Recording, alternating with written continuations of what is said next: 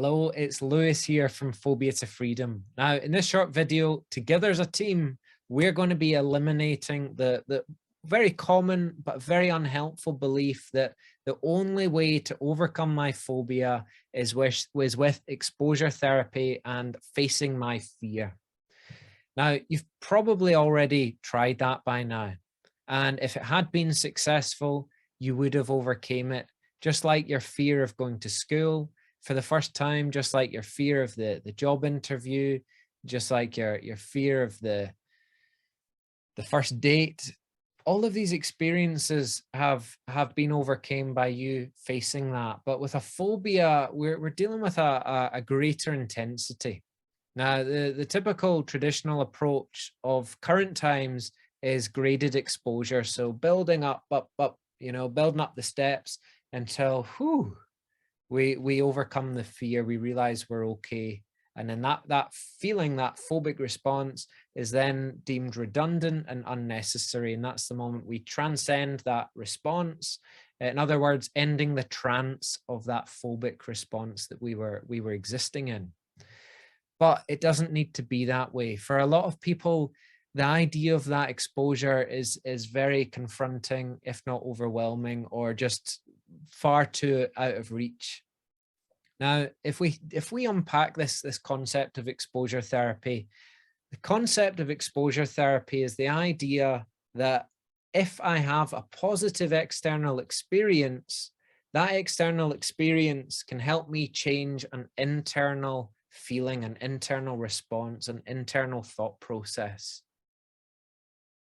But if you think about that, if the internal thought process is what we're trying to change, why would we need to go out into the external world and environment to attempt to change it?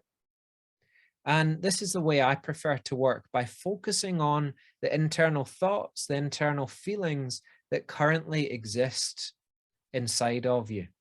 Now, the chances are just by thinking about your perceived threat or this phobic trigger of yours, you can bring on some level of apprehension. That just by seeing a video or a picture or a sound or someone making a comment, you can feel some sort of activation there of anxiety, tension, fear.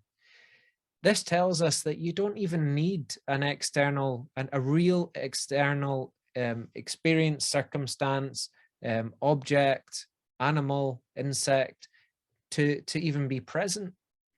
This tells us that just by thinking about it, you can activate certain feelings and emotions.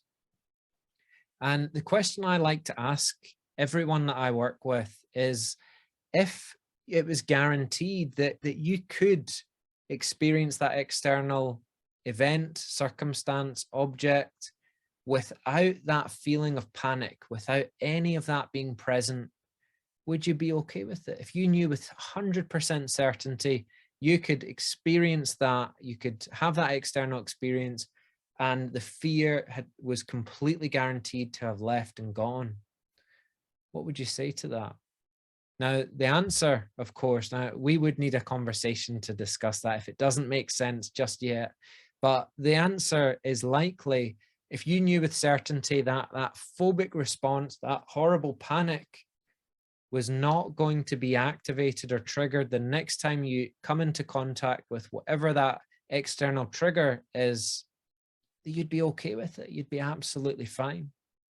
And that's because when we're living with a phobia, we know rationally that the insects or the airplane or the life experience out there in the world is perfectly fine. We know that the phobic response is unnecessary, or at least it's an overreaction, and at least that it's causing us problems in our life, and that we don't want that to happen.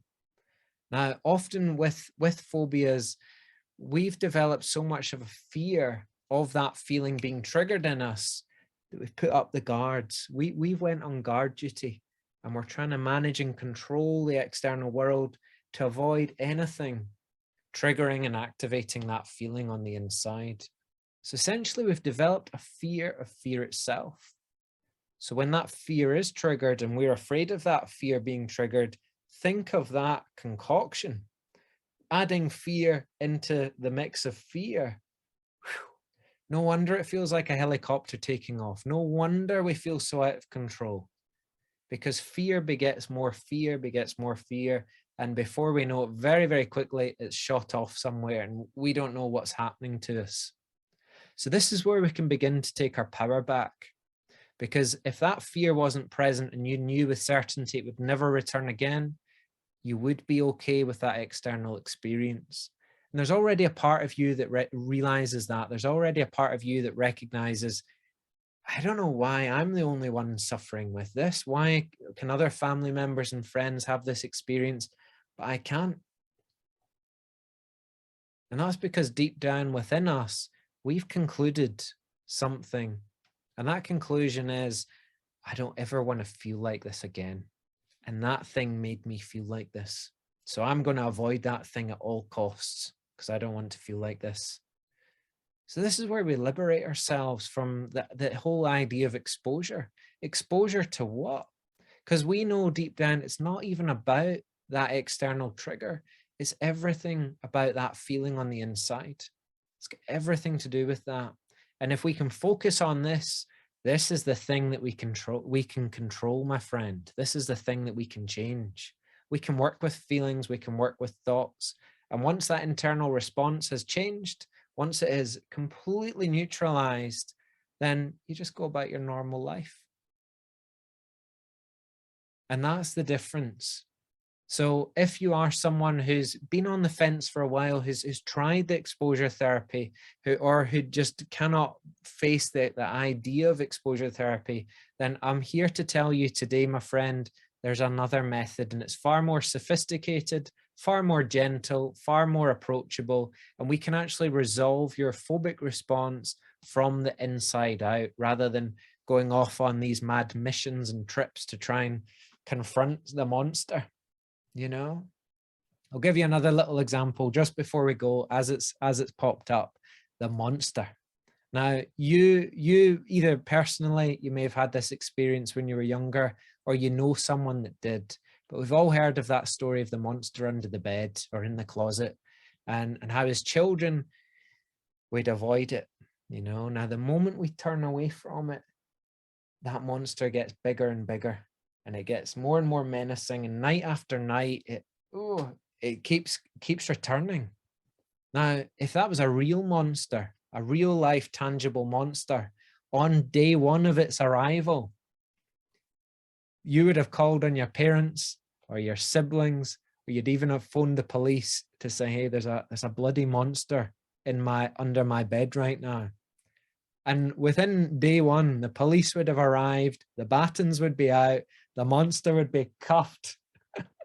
And then there'd be the unmasking moment, you know, who the heck are you? What are you doing here? And if that was the case, if it was a real life physical monster, you would have applied some level of physical assertion over it and it would be resolved. The only reason that children suffer with the monster day in, day out, or night after night, is because the monster doesn't exist in the physical world. It exists in their mind and their bodies. They have a feeling of fear. They have pictures and images and ideas in their mind that they project out onto the world around them. And then it's mirroring back. It's just like the old saying goes, all perception is projection. What we project out into the world, we then have reflect back to us. It's like the other old saying, beauty is in the eye of the beholder. What we carry in our eye, we see in the world. What we carry in our heart, we see in the world. You know, you can be that person that goes into the art gallery, looks up at the Mona Lisa on the wall and thinks, don't like it. Not very impressive. She's not that good looking. I don't like the way her eyes follow me about the room. Bit creepy. I'm bored of this. I want to go home. We can be that person. And that's their subjective experience. Or we can be the other person that says, you know what, this is a really curious thing. The mystery, the story, how the heck did this come to be? Imagine all the hours of craftsmanship, every single painting and bit of practice that led up to this. The dimensions are right, and we're seeing what we project in the world. knowing this as creators, as creative beings, we can change this, but it's about getting you back in the driver's seat of your life, snapping back into control, taking over that mind of yours so that we can reclaim control of it. The moment you do that, whew, the monster disappears, the fear disappears, we wake up from the nightmare, and there's often a cry of relief, a tear of relief. So with that being said, if you are looking for specialist phobia therapy, we provide this up and down the UK and to clients further afield, all via online video call. So if you are looking for professional help, you can click the link below. You'll get access to the website. We also have an online phobia course. If you're just wanting to learn more about your phobia and how to truly overcome it, you can sign up to that today as well.